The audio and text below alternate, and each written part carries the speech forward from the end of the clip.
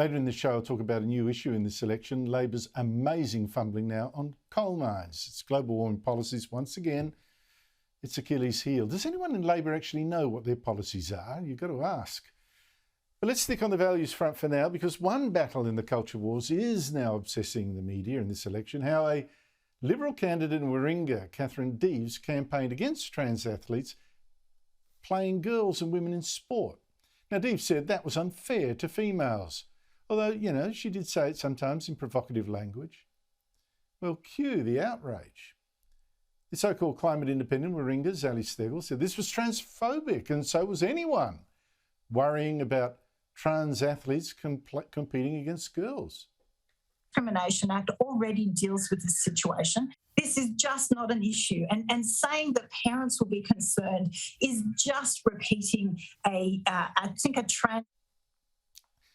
Well, Stegel and Swimming Australia now again outraged that a lobby group, Advance Australia, dared to drive a truck around Warringah with a sign correctly noting that champion athletes like Dawn Fraser, Emily Seabohm and Emma McKeon had said it was unfair to have biological men in their sport. Swimming Australia was more worried, apparently, about their photos being used than by the issue those swimmers had raised, where a swimmer born male like Leah Thomas in the United States could win championships against smaller women after saying she was a woman herself.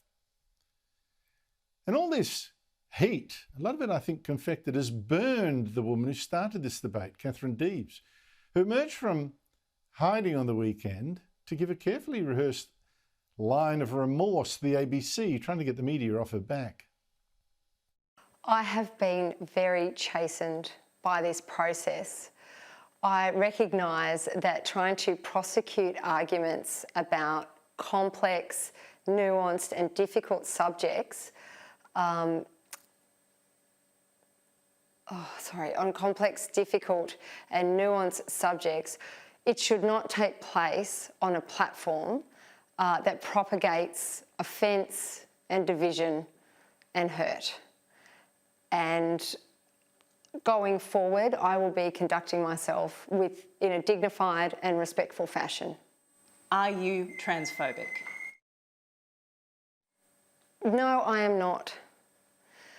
My issue concerns the right of women and girls to have a dedicated female sports category for fair competition and player safety.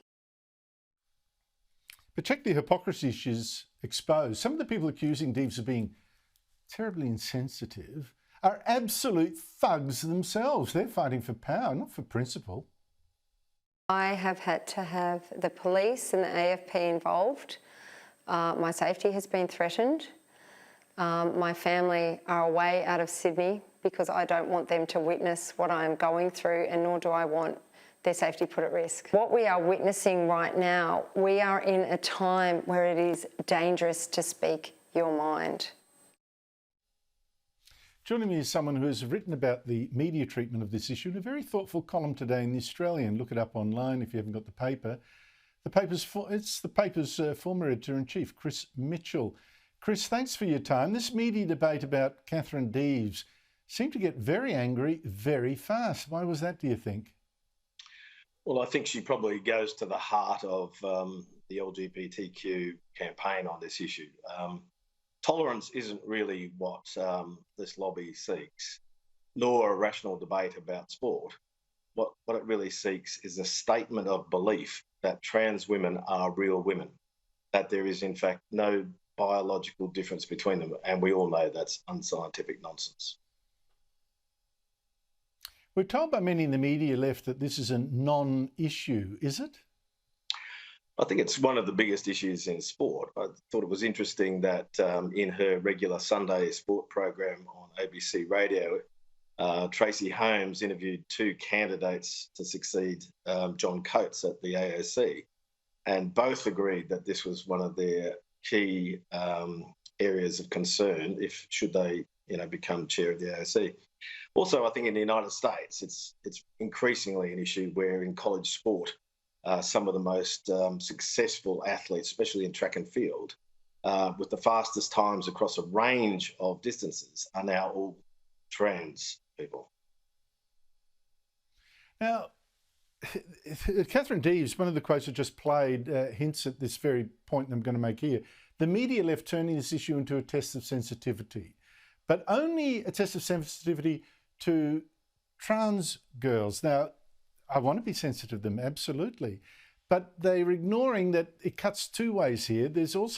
We should also, I think, be sensitive to the girls who may then face unfair competition. Why is that half of the sensitivity equation being left off? Look, I think you're dead right. And I think this all comes after 30 or 40 years in which people around the world have tried to increase participation rates in women's sport, tried to lift prize money in women's sport, try to increase coverage in the media. There was a time when television, seldom reported results of women's sport. Now we see, lots of coverage of live netball and live women's cricket and women's soccer. But this is not an issue, according to some at the former Fairfax newspapers and at the ABC, I think precisely because they have little understanding that for most mums and dads, most voters at the next election, most people who have female children, this could not be more important.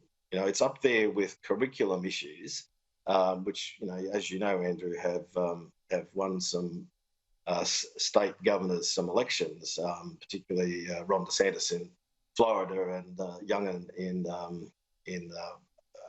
where was he again?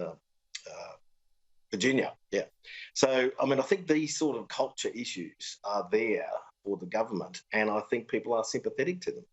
I think there's no sort of real blowback apart from a few journalists who live in the inner city and probably don't really associate all that much with people who go along every Saturday morning to referee women's sporting events.